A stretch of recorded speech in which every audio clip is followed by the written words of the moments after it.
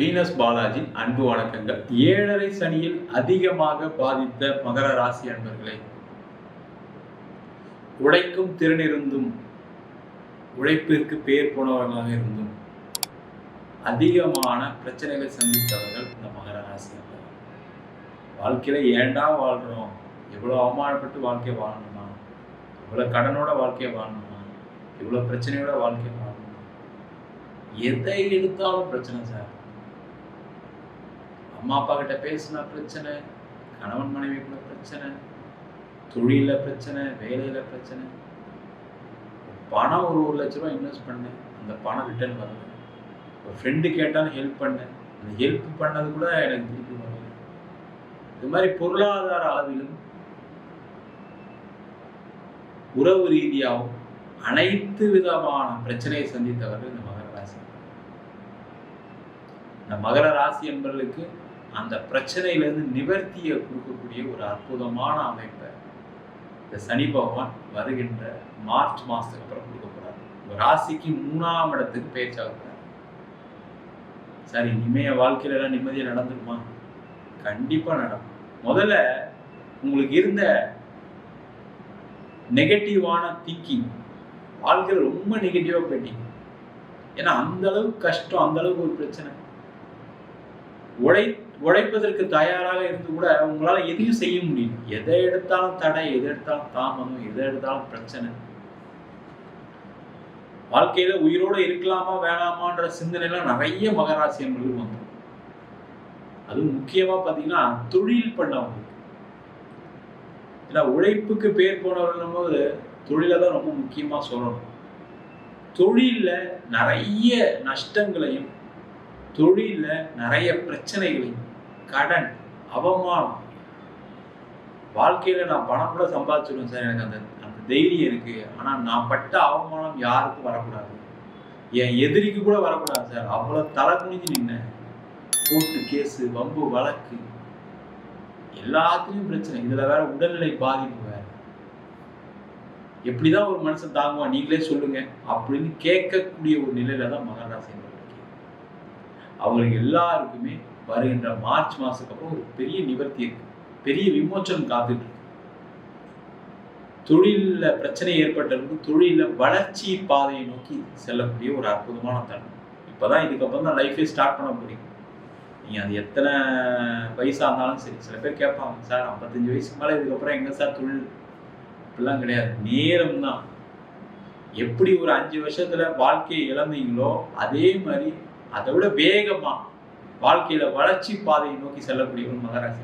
ஏன்னா உங்ககிட்ட திறமை இருக்கு, தொழில் இருக்கு, உங்ககிட்ட அனுபவம் இருக்கு, உங்ககிட்ட முதல்ல வேலை செய்யணுன்ற எண்ணம் இருக்கு.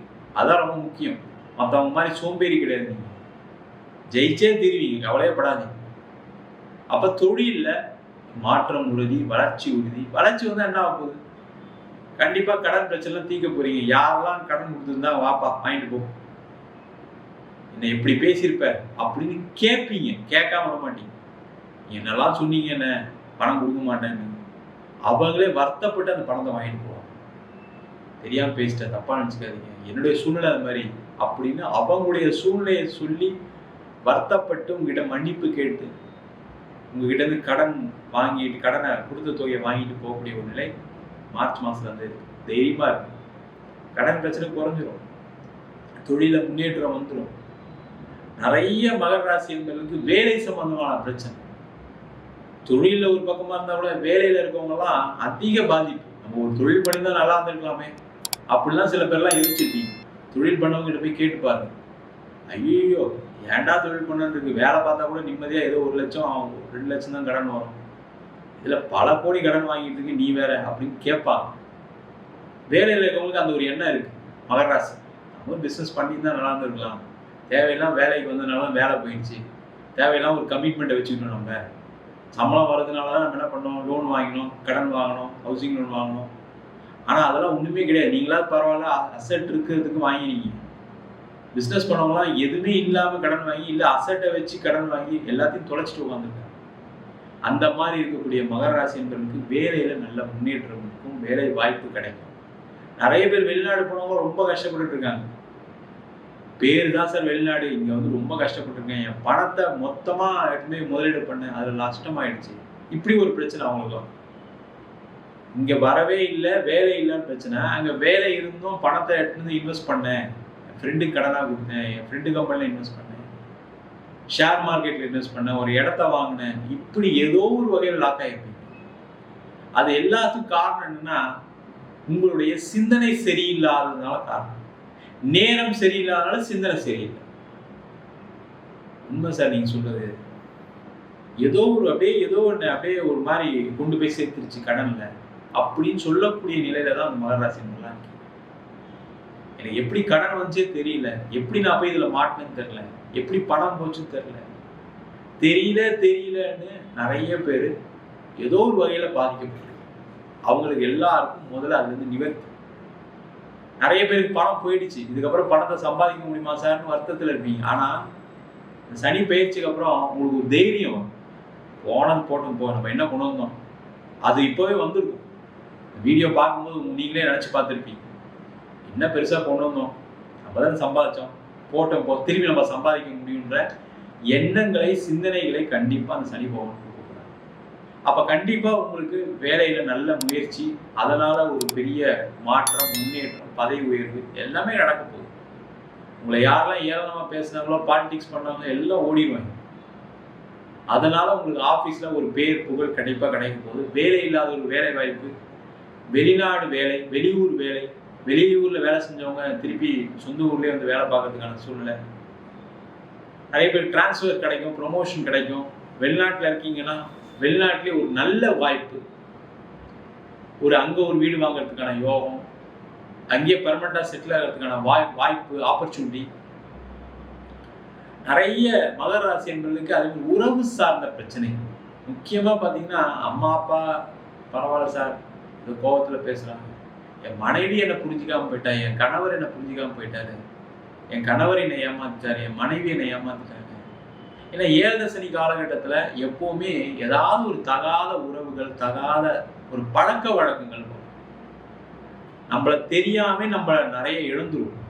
அது வந்து பாத்தீங்கன்னா உங்களுடைய கேரக்டரை பாதிக்கும். அதனால நிறைய பேருக்கு பிரிவினை, அதனால நிறைய பிரச்சனைகளை சந்தித்தவர்கள் மகர ராசி. அந்த மாதிரி பிரிஞ்சு இருக்கீங்கன்னா சேர்ந்து வாழ்றதுக்கான வாய்ப்பு இருக்கு. இல்ல பிரிஞ்சுட்டீங்க, கோர்ட்டு கேஸ் அதெல்லாம் போய் முடிஞ்சிடுச்சு எல்லாமே, இதுக்கப்புறம் அடுத்த வாழ்க்கையை நோக்கி பயணம் பண்ணிட்டு இருக்கோம் அப்படின்னா கண்டிப்பா அடுத்த வாழ்க்கை கிடைத்தே தீரும். திருமணம் ஆகாதவர்கள் தப்பிச்சிங்க, கவலைப்படாதீங்க. திருமணம் நடக்கல வருத்தப்பட்டு இருந்தீங்க, உண்மையிலேயே திருமணம் நடக்கல நல்லதுன்னு நினைச்சீங்க. 7 சனியில கல்யாணம் நடக்கும், நடக்காம இருக்காது. ஆனா அது ஏதோ ஒரு குறை இருக்கும் சின்னதா. பொண்ணு உங்களுக்கு பிடிக்காம இருக்கலாம், அந்த வர பொண்ணுக்கு பிடிக்காம இருக்கலாம், இல்லை ஏதோ ஒரு வகையில குடும்பத்துல யாருக்கும் ஒரு அட்டாச்மெண்ட் இருக்கலாம், இல்லை ஒரு குழந்தை உடனே பிறக்காம இருக்கலாம், இல்லை கல்யாணம் ஆனதுக்கப்புறம் வேலை போகலாம், பிஸ்னஸ் டவுன் ஆகலாம். இந்த மாதிரி ஏதோ ஒரு வகையில் மறைமுகமான ஒரு பிரச்சனை கொடுக்க தான் செய்யும், இல்லைன்னு நான் சொல்லலை. அது மாதிரி இல்லாதவங்க நல்லது, கடவுள் நல்லா வேண்டிங்கன்னு அர்த்தம், நிறைய போன ஜென்மத்தில் புண்ணியம் பண்ணிருக்கீங்கன்னு அர்த்தம். இதுக்கப்புறம் திருமண வாய்ப்பை ட்ரை பண்ணுங்க, நல்ல ஒரு வரன் கிடைக்கும், ஒரு நிம்மதியான ஒரு வாழ்க்கை கிடைப்பதற்கான வாய்ப்பு.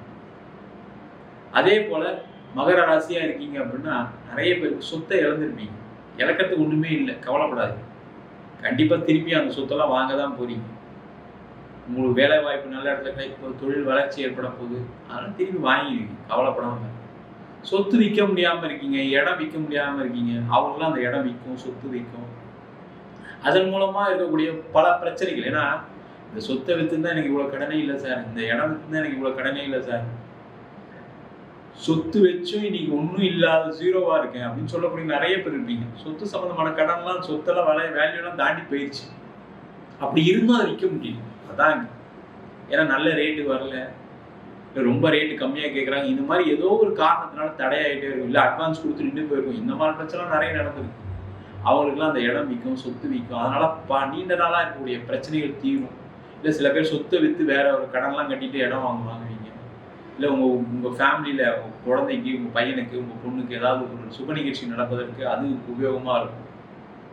அதே போல் நீண்ட நாளாக ஏற்பட்ட வழக்குகள், வம்பு வழக்குகள், முக்கியமாக அது பிஸ்னஸ் பண்ணுறவங்க நிறைய பேருக்கு இந்த கடன் வாங்கினா நிறைய பிரச்சனை.